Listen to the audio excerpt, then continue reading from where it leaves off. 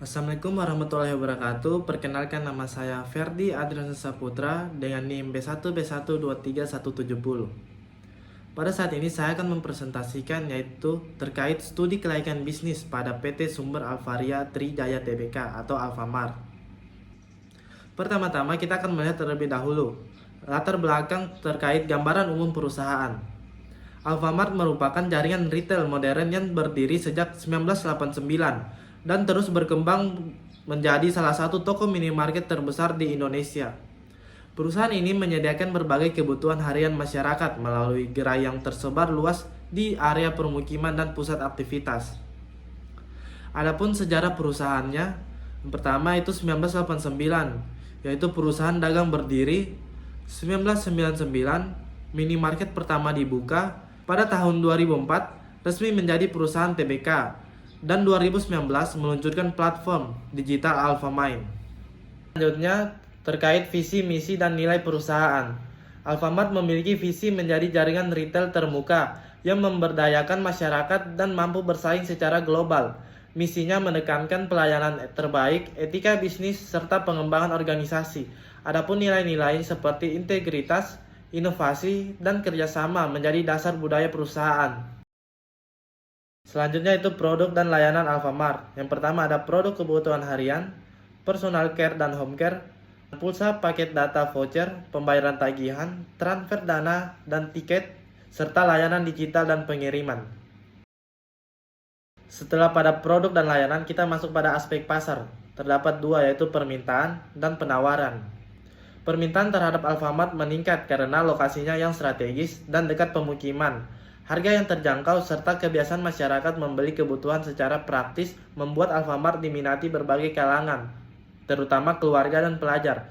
Adapun pada penawarannya, yang pertama sistem distribusi terpusat, stok barang stabil, standarisasi operasional gerai, rantai pasok modern dan efisien. Masuk pada segmentasi, target dan positioning Alfamart. Alfamart menyasar konsumen dari berbagai usia dengan fokus pada masyarakat yang mengutamakan kemudahan dan kedekatan lokasi. Gerai Alfamart diposisikan sebagai toko retail terdekat yang menyediakan kebutuhan cepat dengan harga yang terjangkau dan pelayanan konsisten. Pada slide selanjutnya kita masuk pada marketing mix Alfamart, yaitu pertama ada produk terdiri dari ribuan SKU plus private label. Kedua ada price, yaitu terdiri dari kompetitif serta banyak promo. Ketiga ada place, yaitu dekat pemukiman serta akses yang mudah. Dan terakhir ada promotion, yaitu terdiri dari media sosial, banner, serta Alpha Gift. Masuk pada aspek teknisnya, yaitu gerai Alfamart menggunakan desain layout yang sederhana dan teratur untuk memudahkan pelanggan menemukan barang. Operasional toko berjalan melalui sistem terkomputerisasi, mulai dari penerimaan barang hingga pengaturan stok, sehingga efisiensi tetap terjaga. Masuk pada lokasi dan teknologi, yaitu terdiri dari lokasi padat penduduk, visibilitas gerai tinggi, pos modern, sistem inventory real time, barcode scanner, serta perangkat digital. Slide selanjutnya ini membahas tentang aspek SDM. Sumber daya manusia memegang peran penting dalam operasional Alfamart. Setiap gerai dipimpin oleh kepala toko dan didukung kasir serta kru toko.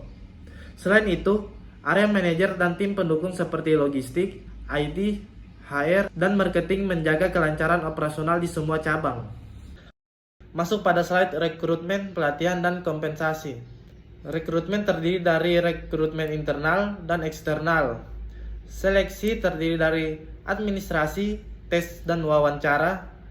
Pelatihan terdiri dari tes kru, Alfamart Class, serta kompensasi terdiri dari gaji, tunjangan, bonus, dan insentif.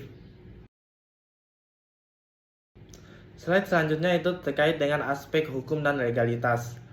Alfamart beroperasi sebagai PT TBK dengan didukung legalitas seperti NIP, STPW, PKP, izin lokasi, dan perlindungan merek. Seluruh produk makanan dan minuman mengikuti regulasi BPOM, standar halal, serta pengawasan kadaluarsa untuk memastikan keamanan konsumen.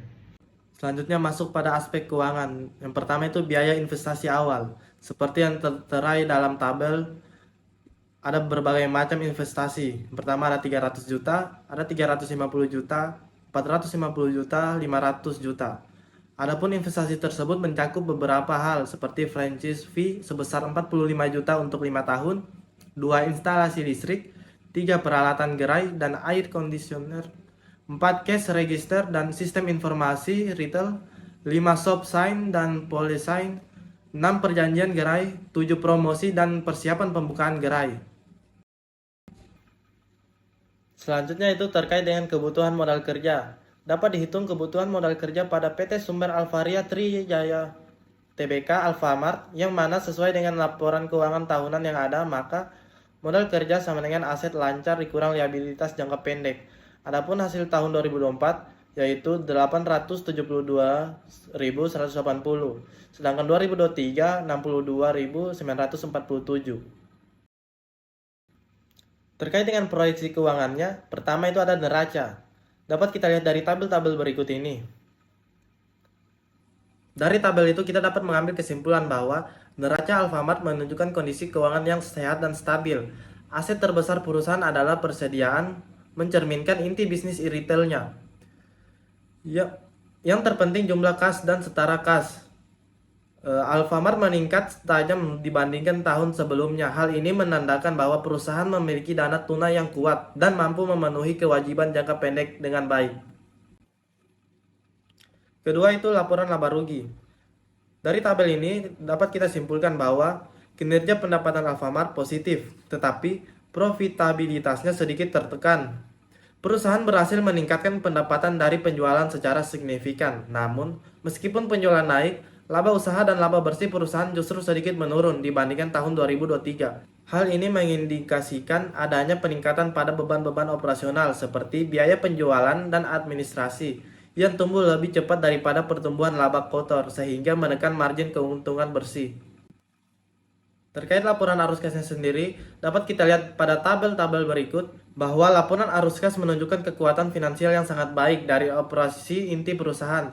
Sumber kas utama Alfamart yaitu arus kas dari aktivitas operasi mengalami peningkatan kuat. Kas yang dihasilkan dari kegiatan bisnis harian ini sangat besar dan mampu menutup seluruh kebutuhan untuk investasi seperti pembangunan atau pembelian aset baru. Dan untuk aktivitas pendanaan seperti pembayaran utang dan dividen, hasil akhirnya jumlah kas bersih perusahaan bertambah di akhir tahun. Selanjutnya itu analisis tingkat pengembalian bisnis. Yang pertama ada untuk pada tahun 2024, yang kedua ada pada tahun 2023 sebagai pembanding. Pada tahun 2024 berjumlah pada 8,29%, sedangkan 2023 berjumlah pada 10,17%. Maka meskipun ROI mengalami penurunan, nilai ROI tahun 2024 masih menunjukkan bahwa bisnis tetap menghasilkan pengembalian yang positif dan stabil sehingga secara umum usaha masih layak dan memiliki kinerja keuangan yang baik. Masuk pada slide terakhir yaitu kesimpulan. Berdasarkan aspek pasar, teknis, SDM, legalitas, dan keuangan, Alfamart dinilai layak dijalankan dan dikembangkan karena memiliki pasar kuat, operasional efisien, SDM kompeten, dan kinerja finansial yang stabil. Dapat kita lihat dari segi pasar dan pemasarannya. Bisnis ini memiliki prospek yang positif, didukung oleh bauran pemasaran atau 4P yang efektif. Aspek teknis menunjukkan kelayakan tinggi melalui pemilihan lokasi gerai yang strategis dan penggunaan sistem operasional yang modern dan efisien. Aspek sumber daya manusia atau SDM dinilai layak berkat sistem rekrutmen, pelatihan, dan kompensasi yang objektif. Aspek hukum dan legalitas telah terpenuhi sepenuhnya, menegaskan kepatuhan pada regulasi dan legalitas yang kuat. Aspek keuangan menunjukkan kondisi perusahaan yang sehat, stabil, dan mampu memberikan pengembalian investasi yang memadai. Sekian dari saya, kurang lebihnya mohon dimaafkan. Terima kasih.